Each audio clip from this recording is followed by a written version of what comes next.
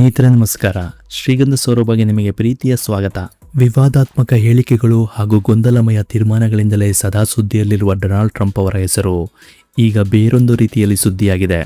ಬಕ್ರೀದ್ ಹಬ್ಬಕ್ಕೆ ಎಮ್ಮೆಯೊಂದನ್ನು ಬಲಿ ನೀಡಬೇಕಾಗಿತ್ತು.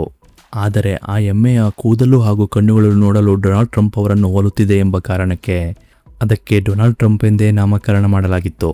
ಈ ವಿಚಾರ ಸಾಮಾಜಿಕ ಜಾಲತಾಣಗಳಲ್ಲಿ ಹೆಚ್ಚು ವೈರಲ್ ಆದಂತೆ ಅದನ್ನು ನೋಡಲು ಬರುವವರ ಸಂಖ್ಯೆಯು ದಿನದಿಂದ ದಿನಕ್ಕೆ ಹೆಚ್ಚಾಗುತ್ತಾ ಹೋಯಿತು.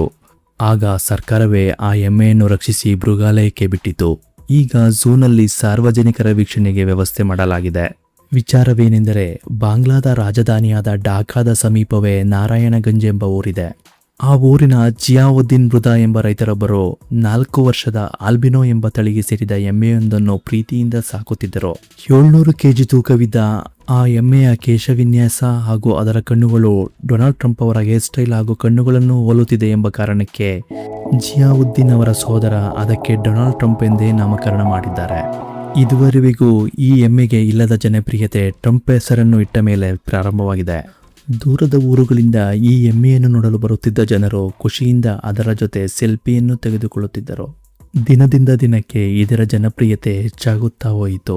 ಹಾಗೆ ಜನಪ್ರಿಯವಾಗಿದ್ದ ಈ ಎಮ್ಮೆಯನ್ನು ಜಿಂಜೀರಾದ ರೆಸಲ್ಪುರ್ ಎಂಬ ಪ್ರದೇಶದ ಮೊಹಮ್ಮದ್ ಶೊರಾನ್ ಎಂಬುವವರು ಬಕ್ರೀದ್ ಹಬ್ಬಕ್ಕೆಂದು ಈ ಎಮ್ಮೆಯನ್ನು 3 ಲಕ್ಷ ರೂಪಾಯಿಗಳಿಗೆ ಖರೀದಿಸಿದ್ದಾರೆ.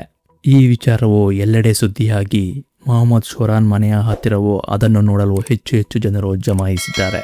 ಈ ಸುದ್ದಿಯು ಎಲ್ಲೆಡೆ ವೈರಲ್ ಆಗುತ್ತಿದ್ದಂತೆ ಸುರಕ್ಷತಾ ದೃಷ್ಟಿಯಿಂದ ಬಾಂಗ್ಲಾದೇಶದ ಸರ್ಕಾರವೇ ಈ ಎಮ್ಮೆಯನ್ನು ಮೊಹಮ್ಮದ್ ಶೊರೇನ್ ಅವರಿಂದ ಖರೀದಿಸಿ ಮೀರ್ಪುರ್ನ ನ್ಯಾಷನಲ್ ಝೂಗೆ ಅದನ್ನು ಬಿಡಲಾಗಿದ್ದು, ಅಲ್ಲಿ ಸಾರ್ವಜನಿಕರ ವೀಕ್ಷಣೆಗೆ ವ್ಯವಸ್ಥೆ ಮಾಡಲಾಗಿದೆ.